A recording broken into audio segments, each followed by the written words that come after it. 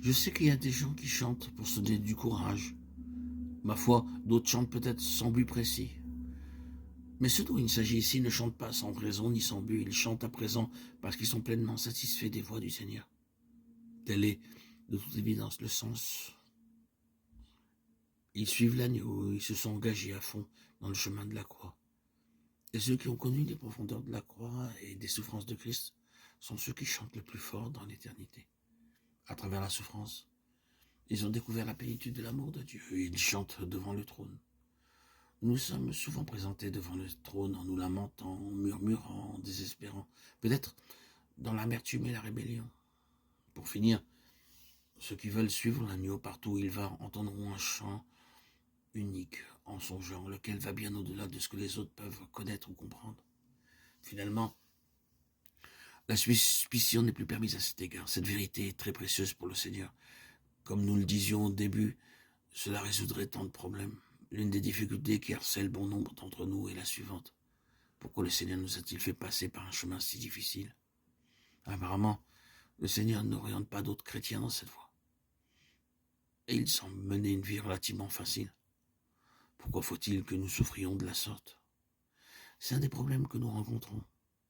D'autres peuvent s'accorder une grande marge de liberté tout en étant chrétiens et sauvés. Quant à nous, le Seigneur s'y oppose. D'autres peuvent s'en tirer à bon compte dans bien des domaines et demeurer des chrétiens heureux. Mais il se trouve que le Seigneur ne le tolère pas pour nous. Il nous conduit par un chemin ardu, c'est vrai. Toute l'explication est là. Elle se trouve au cœur même de ces versets d'Apocalypse 14. Un domaine qui lui tient très à cœur. Si seulement nous pouvions, avec l'aide de la grâce, adopter la bonne attitude vis-à-vis des procédés, des chemins étranges et insolites de Dieu, ainsi que des souffrances dans lesquelles le Seigneur nous conduit.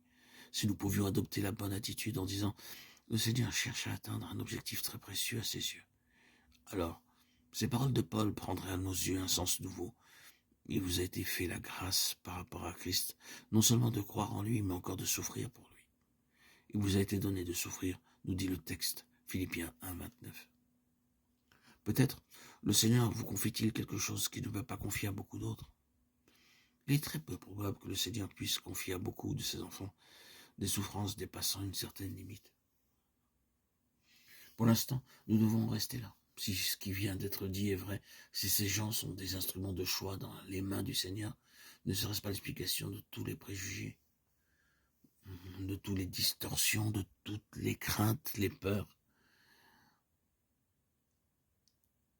N'est-ce pas la vraie raison? Veuille le Seigneur nous accorder la grâce de n'accepter rien de moins que ce qui pourra le satisfaire, lui, au plus haut point.